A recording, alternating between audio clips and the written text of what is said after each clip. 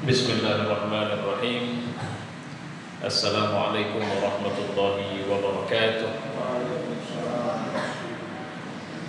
Alhamdulillahi rabbil alamin, wassalatu wassalamu ala asyrafil anbiya'i wal mursalin wa ala alihi wa sahbihi ajma'in. Qala Allah fil Qur'an, a'udzu billahi as-sami'il 'alim minasy syaithanir rajim. Bismillahirrahmanirrahim. ومن يشاقق الرسول من بعد ما تبين له الهدى ويتبع غير سبيل المؤمنين نوله ما تولى ونصله جهنم وساءت مصيرا. Barang siapa menentang Rasul setelah jelas baginya kebenaran dan mengikuti selain jalannya orang-orang mukmin, maka kami biarkan ia leluasa bergelimang dalam kesesatan, dan kami masukkan ia ke dalam Jahannam, dan Jahannam itu seburuk-buruk tempat kembali. Surah An-Nisa ayat 115. Jamaah yang mulia, pada kesempatan malam ini kita mencoba untuk mengupas satu persoalan yang saya pernah janjikan merupakan alamat akhir zaman, tanda dari berakhirnya zaman. Zaman yang kita maksud adalah masa waktu bumi Allah ini masih ada, karena dia akan diganti dengan yang kita sebut dengan, atau yang disebutkan dengan yaumul akhir, atau hari akhir, atau yaumul akhirah, hari akhirat.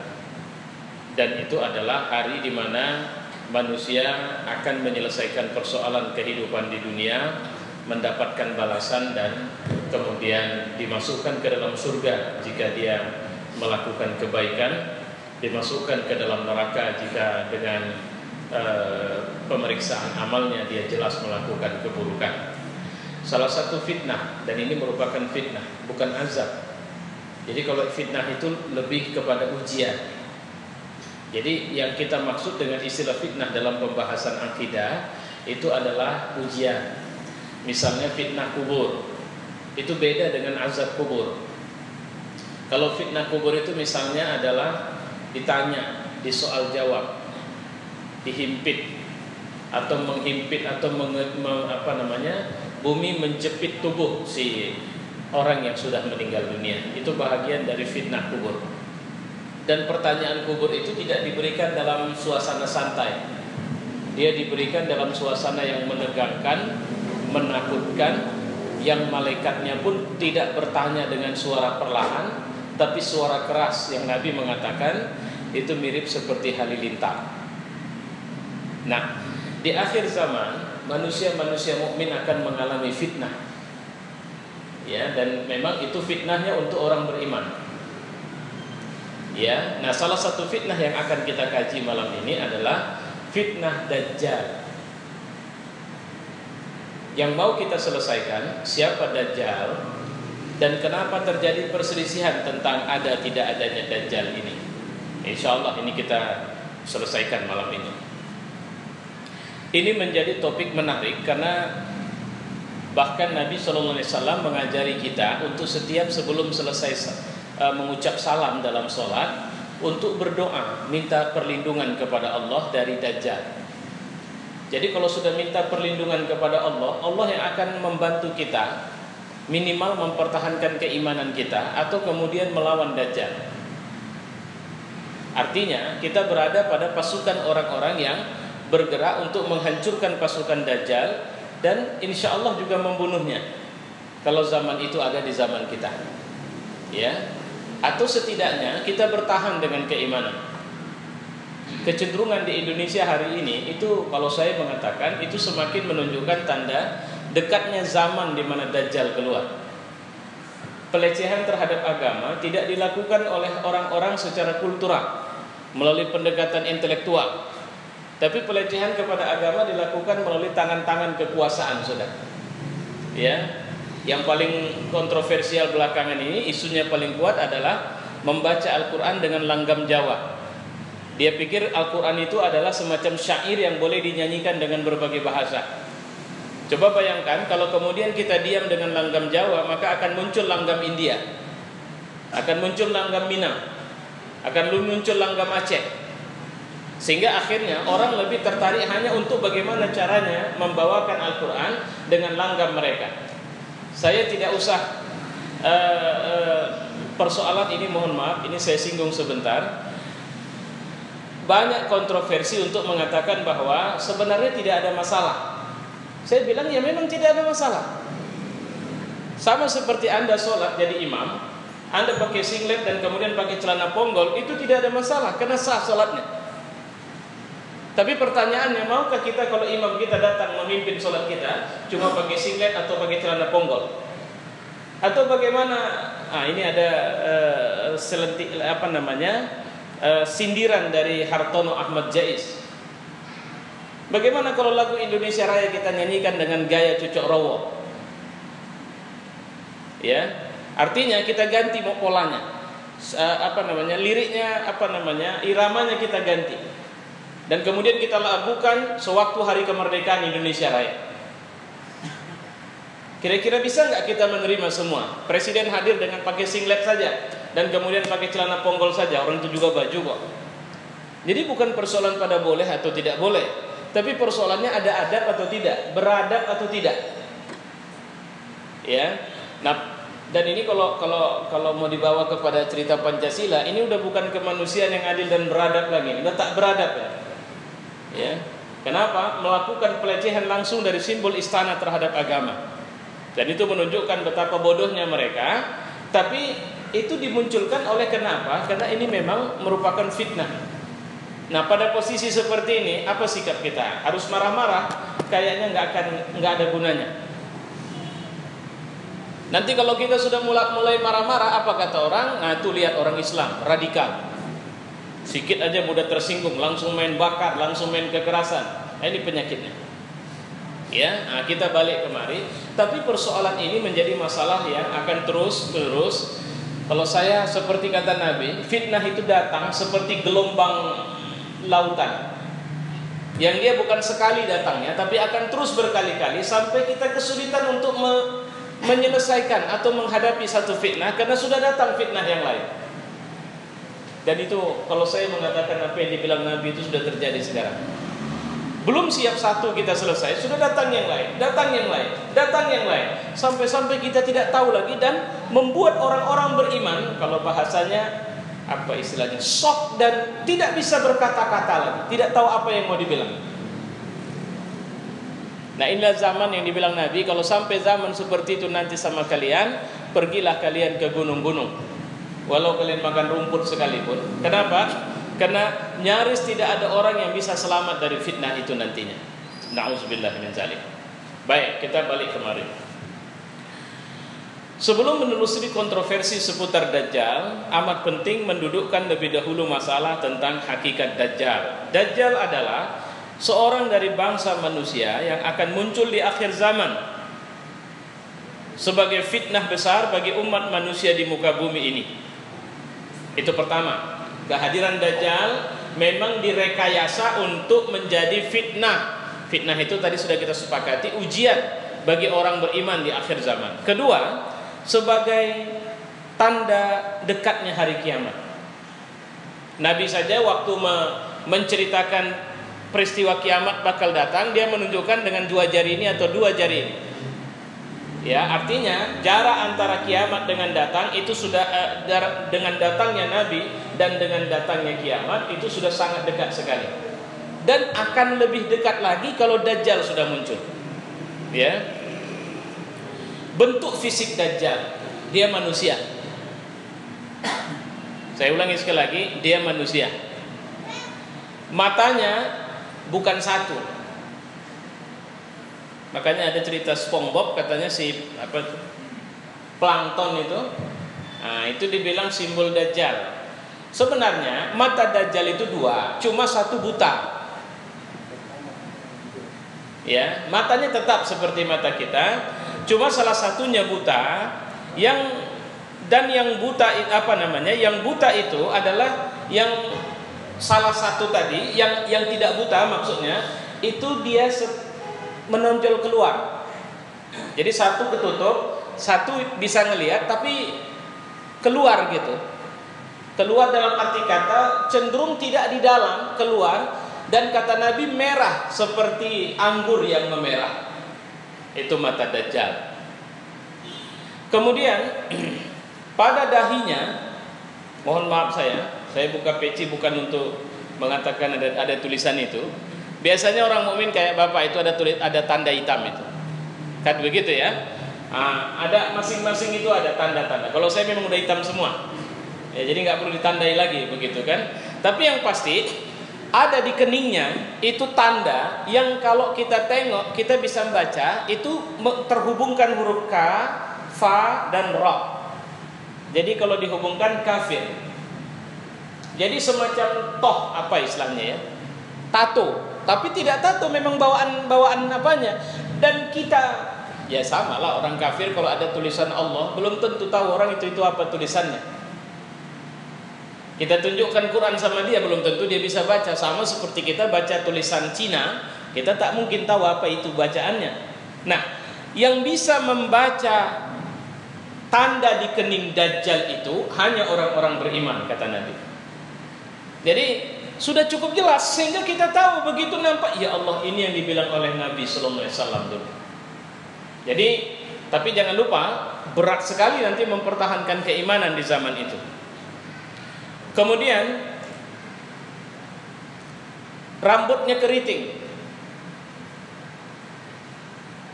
Dan keritingnya itu apa istilahnya? Bukan keriting kayak kita keriting, memang sangat keriting gitu. Ya. Kayak orang, bolehlah kayak orang Afrika, orang Papua gitu kan, keriting dia. Kemudian tubuhnya besar, tapi dia tidak tinggi. Badannya besar, tapi dia tidak tinggi. Dan kulitnya putih kemerahan. Jadi bukan hitam dia.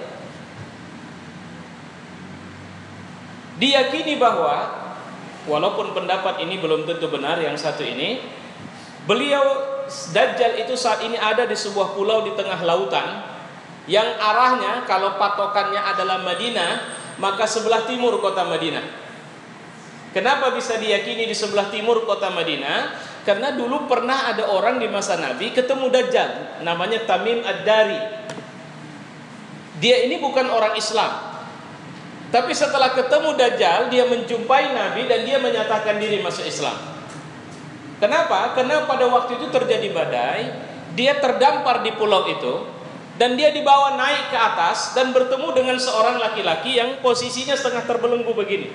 Jadi ini diikat ke belakang dan ditarik sampai kemudian ke kakinya. Jadi posisinya terduduk. Jadi posisi terduduk dengan tangan yang terikat.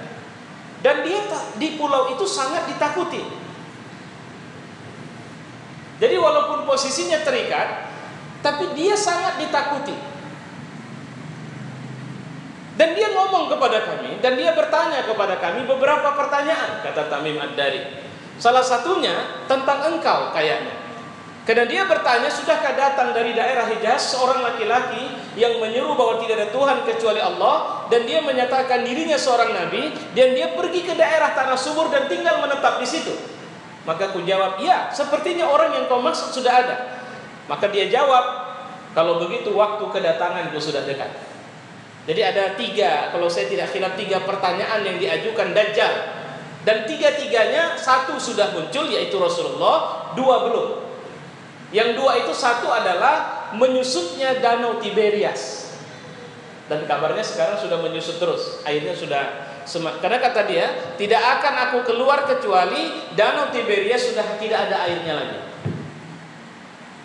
Baru 1 adalah perkampungan kurma. Kalau kurma itu masih banyak di sana, aku belum datang. Tapi kalau kurma itu sudah tidak ada, aku akan keluar. Sudah. Dia lepas ini Tamim Ad-Dari, dan Tamim Ad-Dari jumpa Nabi. Nabi tanya, tahu nggak kau siapa laki-laki yang kau jumpain itu? Ya nggak tahu lah, maka aku datang kemari karena dia kenal sama kau kayaknya. Itulah Dajjal. Ya. Walaupun di masa Nabi ada seorang laki-laki yang mirip dengan Dajjal perawakannya, namanya Ibnu Sayyad.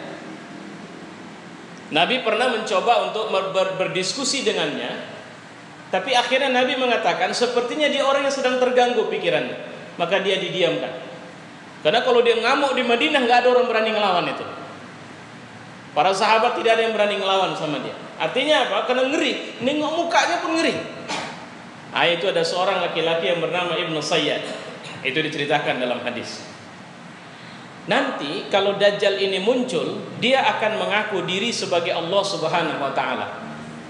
Jadi bukan mengaku manusia dia, tapi mengaku Allah. Dan menyeru manusia untuk beriman kepadanya. Inilah ujian sama kita. Nah, pertanyaannya, manalah mungkin nak percaya? Pak, begini nanti itu. Dajjal itu nanti nyuruh kita untuk silahkan ceritakan semua sifat Tuhan yang kau kenal biar kutunjukkan samamu. Bisa apa Tuhan? Jadi artinya semua ilmu tentang Tuhan yang kita ketahui, Dajjal bisa tunjukkan itu nanti. Cuma Nabi mengingatkan kita pada dua hal, bahwa Tuhanmu tidak buta sebelah matanya dan Tuhanmu tidak bisa kau lihat di sini. Itu yang membuat kita selamat dari iman. Kalau enggak, hanyut kita. Kalau cuma sekedar menghidupkan, mematikan, bisa buat orang tua jadi cantik, bisa buat orang miskin jadi kaya raya, itu enggak sulit sama Dajjal nanti. Tapi dua hal, sama kayak ada acara-acara dari golongan agama tertentu, orang enggak bisa jalan, dia hipnotis jadi bisa jalan, tapi selama dia tempat itu, habis itu tidak lagi. Ya. Jadi membuat orang terpesona, membuat orang terkagum-kagum dan menipu manusia dengan seakan-akan bahwa itu ilmu yang datang dari Allah, padahal tidak demikian. Ya. Jadi ketika muncul dia mengaku nabi, bahkan dia mampu membawa satu tempat yang disebut dengan kenikmatan, yaitu surga dan neraka. Tempat kemunculannya, dari mana dia akan muncul? Diceritakan Dajjal itu akan muncul dari arah Syam dan Irak. Jadi ada satu daerah namanya Khurasan. Khurasan itu sekarang diyakini berada di antara di dalam Iran, negeri Iran. Dan dalam sebuah hadis diceritakan Dajjal akan keluar diikutin oleh 70.000 laki-laki yang berpakaian seperti pakaian ustadznya orang Persia. Jadi mullahnya orang Syiah. Jadi semua akan keluar dan semua pengikutnya itu adalah Yahudi. Jadi nanti ketemunya di sini dia. Mesias dalam Yahudi itu Dajjal. Jadi inilah orang yang ditunggu oleh Yahudi untuk memimpin dunia bersama mereka. Sementara orang Kristen nunggu turunnya Nabi Isa untuk menegakkan kerajaan kali kedua. Dan yang ditunggu orang Kristen itu sama persis dengan yang kita tunggu, cuma dengan keyakinan yang berbeda. Ya, karena nanti kita akan mengetahui bahwa Dajjal itu akan dibunuh yang membunuh Dajjal itu adalah Nabi Allah Isa Al-Masih. Wallahu a'lam bishawab. Tempat munculnya, dia akan hidup di dunia ini 40 hari, enggak lama. Jadi bukan bertahun-tahun dia nanti hidup, 40 hari aja ya, sebulan lebih sedikit. Satu hari yang lamanya seperti 1 tahun kata Nabi. Itu hari pertama dia datang. Jadi hari pertama huru hara yang dikeluarkan Dajjal itu amat sangat tingginya. Karena Dajjal nanti akan banyak membunuh orang. Mukmin yang tidak mau beriman sama dia bunuh.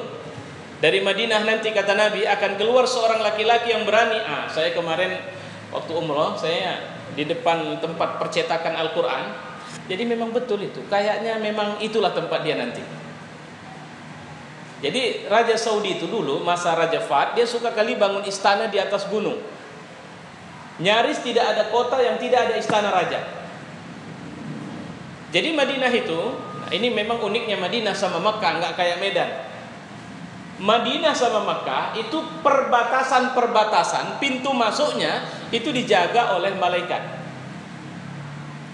Nanti ada yang mau berangkat umroh, bulan ini, bulan depan atau kapanpun, minta sama guide-nya kalau bisa tour tour city-nya, pergi ke tempat percetakan Al-Quran. Al-Quran tempat mencetak itu di sini, itu masih berada di kawasan Tanah Haram. Di seberang jalan sana ada gunung, yang di atas gunung itu ada istana, itu sudah di luar Tanah Haram. Nabi mengatakan bahwa Dajjal itu akan datang membawa pasukannya ke Madinah dan dia terhenti di luar Tanah Haram dan mengambil tempat mukimnya di atas sebuah gunung, di dalam sebuah istana di atas sebuah gunung. Makanya orang Saudi bilangkan istana raja yang satu itu adalah istana Dajjal. Dan ini persis. Masya Allah, saya waktu itu lama saya termenung. Termenungnya begini, karena kalau kita tengok gunung itu di atas, hanya kalau bisa saya bilang dari sini, inilah gunung itu, maka sekitar seberang jalan sana lah itu tanah haram. Jadi betul-betul di batas tanah haram dia. Dan dari gunung itu kalau melihat ke arah kota Madinah akan jelas terlihat Masjidin Nabawi. Nabi sudah bilang bahwa nanti dari atas itu dia akan mengatakan, kalian lihat istana putih itu? Itulah istananya Ahmad. Maksudnya adalah menyatakan Masjidin Nabawi. Jadi Masjidin Nabawi tengah terus melakukan pemugaran, yang sekarang ini di teras-teras masjid itu ada, kalau siang itu dibukakan tenda, kalau bahasa saya sering sayapnya malaikat. Itu kalau dia kalau malam itu tutup dia, kalau siang dia buka itu pelan-pelan sehingga menutup semua sehingga tidak ada yang kepanasan. Dan dari atas itu tenda itu berwarna putih memang. Dan dari kejauhan akan kelihatan keperakan itu tenda. Hadis Nabi tentang itu sudah ada. Dan dia tidak, nanti kata Nabi, ketika dia datang di situ, dia tidak bisa masuk, maka begitu dia nyampe, maka keluarlah orang-orang munafik dari Madinah mendatangi dia semua. Biasanya tingkah orang munafik ini takut mati, takut kehilangan kesenangan, maka siapapun jadi pemimpin asal bisa menjagakan kesenangan dia, mereka ikut. Tapi ada seorang laki-laki yang datang nanti ke situ dan mengatakan bahwa engkau Dajjal, engkau pendusta. Dajjal marah. Lantas Dajjal bunuh dengan cara membelahnya. Jadi belah dua ini, dari kepala ini sampai ke bawah. Makanya dulu kalau emak saya, masih saya anak-anak, dia ajari saya itu kalau sisiran itu belah tengah. Ya, kenapa? Karena ciri-ciri orang mukmin itu bersisir dengan belah tengah. Karena nanti Dajjal paling tidak suka lihat orang sisiran belah tengah. Tapi saya tidak melihat itu. Rupanya yang dimaksud adalah Dajjal akan membelah orang itu nanti. Dan itu satu-satunya orang yang berani langsung jumpain Dajjal.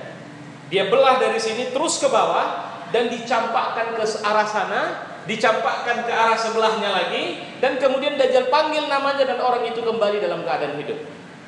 Dajjal tanya, kau sudah tahu aku bisa menghidupkan dan mematikan? Maka orang itu mengatakan, ya aku tahu, tapi Tuhanku tidak buta sebelah matanya, dan Tuhanku tidak bisa kulihat di sini. Kau cuma seorang pendusta. Maka dia disiksa oleh Dajjal. Wallah alam siapa orang itu. Tapi Nabi cuma mengatakan cuma satu orang yang berani melawannya. Yang lain tidak berani keluar dari dua kota Mekah dan Madinah. Ya. Kemudian jadi 40 hari tadi ya. Hari pertama seperti setahun, hari kedua seperti seminggu, sebulan, hari ketiga seperti seminggu, dan hari ke 37 hari berikutnya seperti hari-hari kalian ini, kata Nabi. Artinya apa? Karena 37 hari berikutnya sudah terjadi perlawanan insya Allah. Karena kesana kemari dia akan, pokoknya selama orang ikut sama, kalau Indonesia ini sekarang kedatangan Dajjal, saya khawatir 2/3 rakyat ini pengikut Dajjal ini. Saya khawatir dengan tingkah kerusakan moral, kelemahan iman dan sebagainya kita. Hanya tinggal tersisa sedikit saja yang bisa bertahan untuk tidak akan mengikut Dajjal. Tapi jangan bilang bertahan itu lantas bisa hidup enak. Itulah yang tak enak nanti 33 hari pertama. Ya. Oke. Kemudian Allah kuasakan pula baginya kemampuan mengelilingi dunia. 40 hari itu dia bisa datang sampai ke Medan. Nanti akan ada konser dia di Medan dalam 40 hari. Jadi 40 hari itu dia bisa ke semua penjuru dunia. Tidak ada kota yang tidak dikunjunginya kecuali 2 kota. Itu pun bukan karena tidak dikunjungi, tapi tak bisa masuk dia. Coba bayangkan. Ya. Kemudian terjadi pertempuran antara Dajjal dan pengikutnya melawan pasukan Islam yang dipimpin oleh Imam Mahdi dan diperkuat oleh Nabi Isa Al-Masih. Akhirnya Dajjal itu akan tewas di Palestina, di satu kota di luar Tel Aviv yang namanya Lut. Dan kota itu sudah ada, tapi nama kota itu sekarang adalah Lida. Ya, jadi Nabi mengatakan, ini yang ngomong Nabi, bahwa nanti dia akan terbunuh di Lut, sekitar 12 km dari Tel Aviv. Dan itulah awal tegaknya khilafah Islamiyah alamiah yang dipimpin oleh Al-Mahdi nanti. Karena Nabi mengatakan bahwa Mahdi itu akan memimpin dalam 7 tahun atau 5 tahun. Jadi antara 2 kemungkinan itu. Kemudian persoalannya sekarang adalah banyak perselisihan tentang Dajjal. Dalam Al-Quran, di mana Allah mengatakan kepada kita, fa in tanaza'tum fi syai' farudduhu ila Allahi war Rasul in kuntum tu'minuna billahi wal yaumil akhir dzalika khair wa ahsanu ta'wila.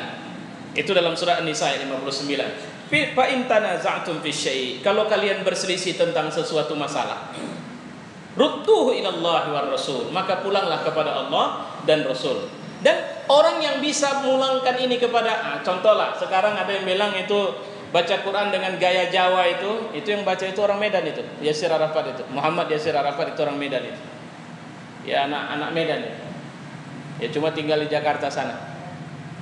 Ya, saya pikir itu musibah terbesar dalam hidupnya itu.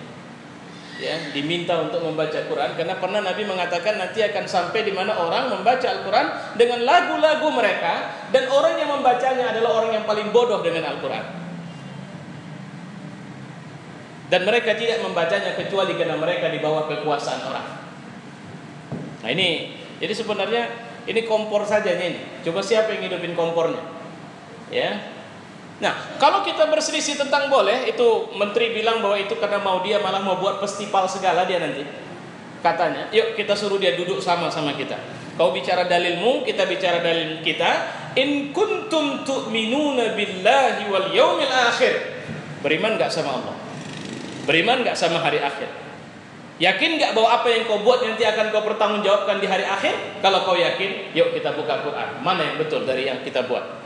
Apa kita boleh menyanyikan atau membaca Al-Quran dengan lagu dangdut? Dangdut apa yang paling bagus? Mabuk lagi. Tapi bukan mabuk laginya, liriknya apanya? Iramanya saja. Kita buat irama mabuk lagi. Atau kita buat irama hip hop, kita buat irama rock, kita buat irama keroncong dan sebagainya. Ya. Oke. Imam Qurtubi mengatakan, kembalikan keputusan permasalahan kepada kitabullah dan rasulnya dengan bertanya kepada beliau semasa hidup atau dengan merujuk kepada sunnah beliau sepeninggal beliau. Ini pendapat para imam lain, Mujahid, Al-A'mashi, Qatadah, dan memang benar apa yang mereka katakan. Ya. Nah, persoalannya sekarang kembali merujuk kepada Al-Quran dan sunnah dalam setiap permasalahan yang diperselisihkan itu besar hikmahnya. Karena kita menjadikan Quran dan sunnah sebagai petunjuknya yang akan memutuskan perselisihan. Nah, kalau persoalan Dajjal kita berselisih, mari kita pulang kepada Al-Quran dan Sunnah. Abu Abdullah Ar-Razi, tokoh Mu'tazilah. Mu'tazilah ini orang yang selalu pakai otak kalau bicara. Ya, beliau mengatakan telah memperhatikan dengan seksama berbagai macam metodologi ilmu kalam dan filsafat, maka kulihat semua itu tidak dapat menyembuhkan orang sakit, tidak pula memuaskan orang yang dahaga. Metode yang tepat adalah metode Al-Quran. Padahal dia tokoh ahli kalam. Dia bilang bahwa nggak bisa berdebat pakai otak saja nggak selesai. Jadi bagaimana caranya? Kita harus pulang kepada Al-Quran. Ya. Dan sekarang kita lihat ada 3 pendapat tentang Dajjal. Pertama, Dajjal dengan gambaran yang kita lihat di atas itu nggak ada sama sekali. Ini pendapat kelompok Khawarij, Jahmiyah, dan sebahagian Mu'tazilah. Dalilnya, pertama, masalah Dajjal tidak disebutkan dalam Al-Quran. Kedua, hadis-hadis seputar Dajjal bertentangan dengan akal. Mana mungkin ada manusia yang punya kemampuan seperti itu? Lebih-lebih lagi hari pertama, kedua, dan ketiga tidak 24 jam. Belum pernah ada kejadian sepanjang sejarah manusia hari seperti itu. Hadis itu tertolak dari sisi matanya. Ketiga, ketetapan adanya Dajjal akan mengundang orang yang mengaku-ngaku Dajjal. Ini buat apa? Provokasi ini. Jadi kena ada Dajjal, ada orang yang wah dialah Dajjal, sama kayak Imam Mahdi. Banyak orang ngaku, di Medan ini pun ada yang ngaku Imam Mahdi. Ya, ini pendapat mereka tentang tidak percayanya mereka kepada Dajjal. Kedua, Dajjal dengan gambaran di atas itu benar adanya. Hanya saja semua yang dipertontonkan Dajjal di hadapan manusia itu nggak ada. Itu hanya majaz saja. Itu hanya sesuatu yang dilebih-lebihkan saja. Ini hanya sulap, nggak benar dia. Jadi banyak orang bisa nyulap orang.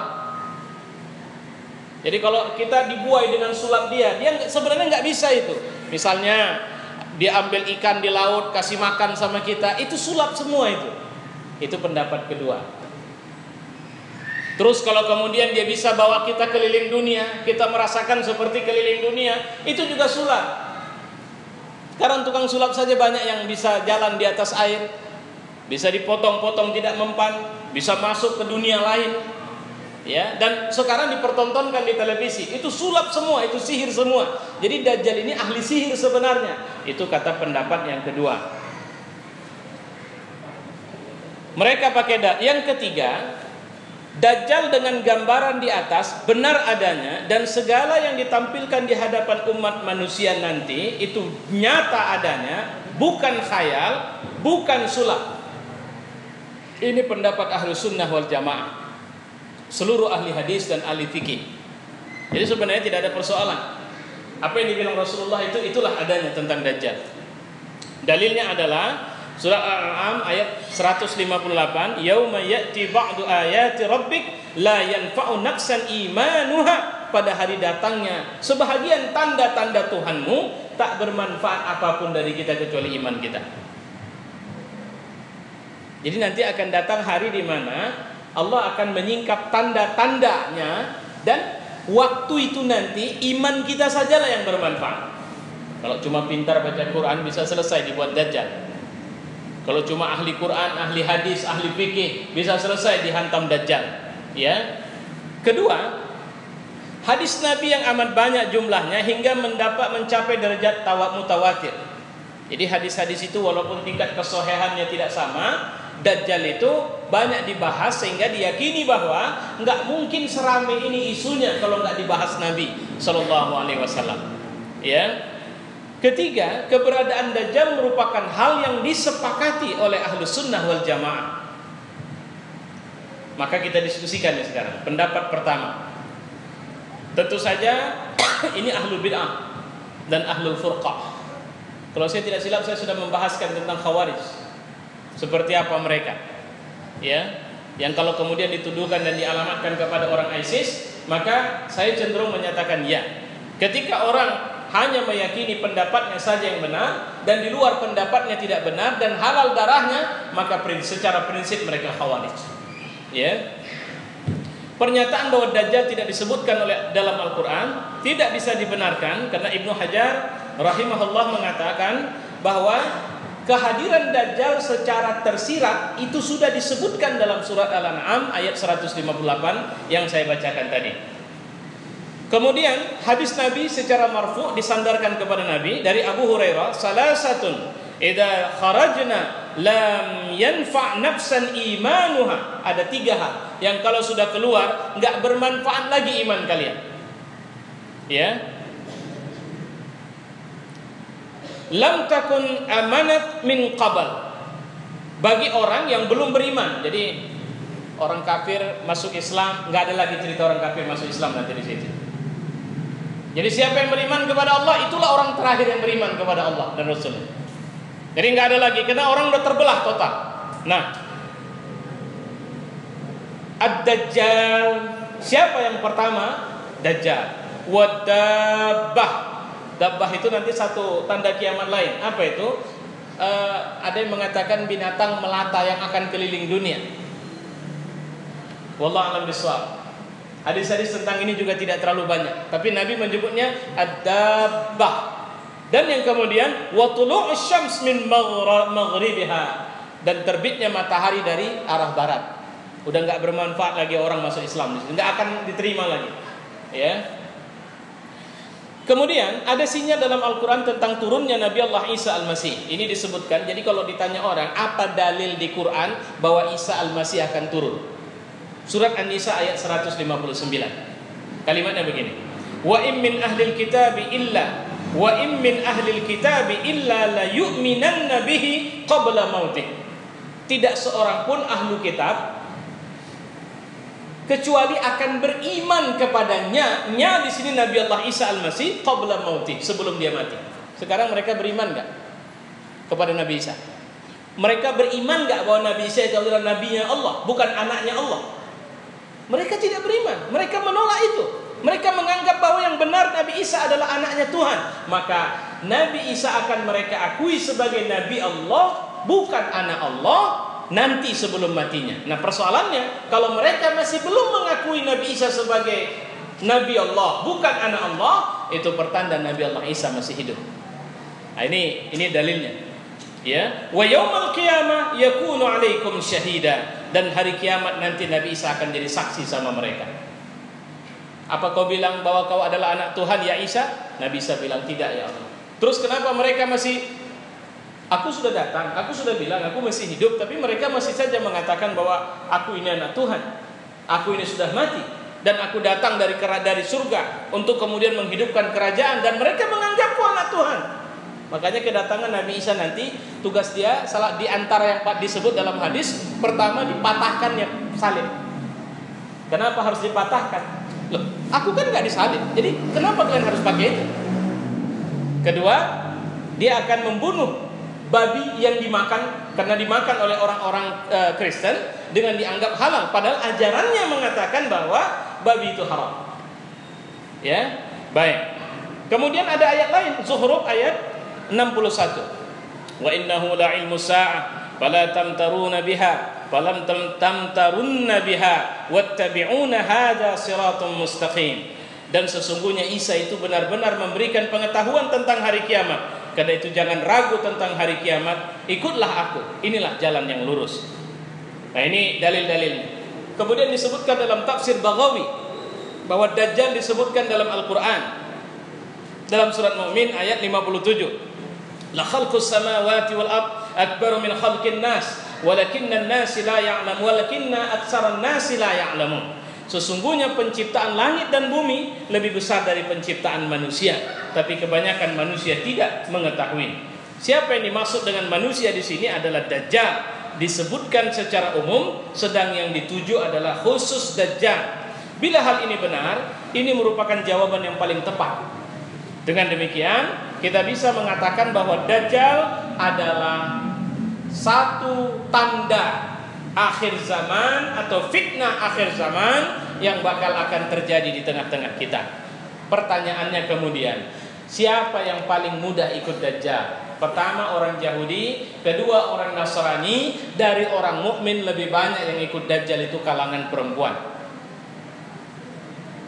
Itu dalam hadis ya, saya tidak mengada-ngada. Kenapa? Karena perempuan lebih lemah pertahanan dirinya.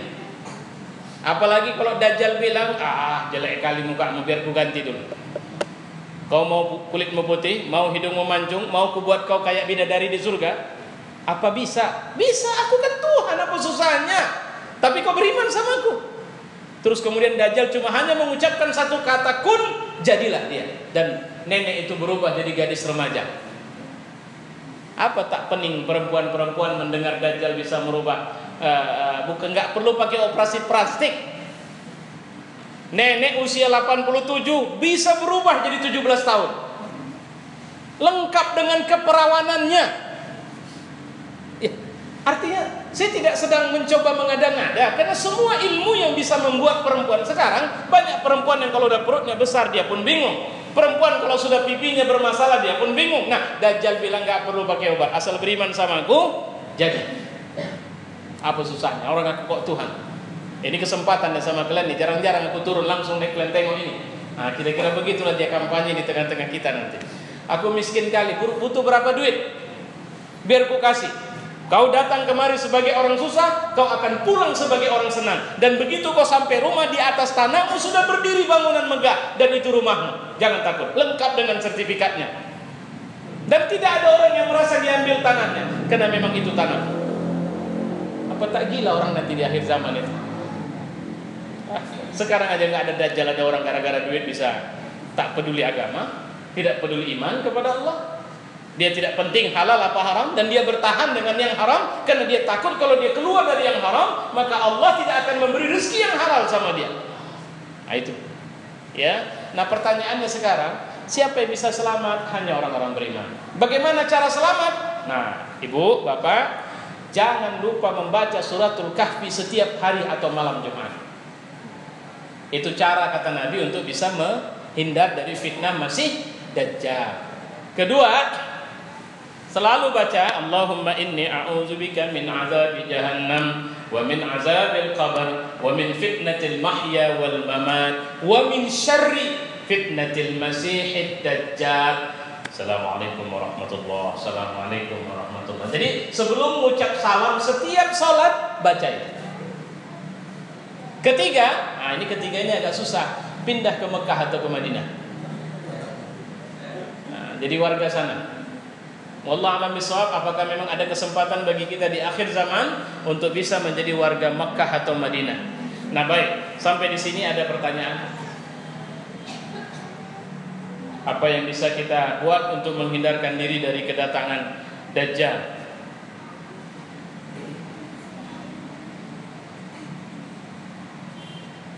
Dan tentang Nabi Isa tadi, dia akan tetap tinggal sama kita sampai Dajjal. Jadi nggak lama juga dia nggak lama. Dia akan tinggal menetap sama kita selama Dajjal masih hidup, lalu Allah mewafatkannya. Nah, Allah mewafatkannya kabarnya sekitar setelah wafatnya Imam Mahdi.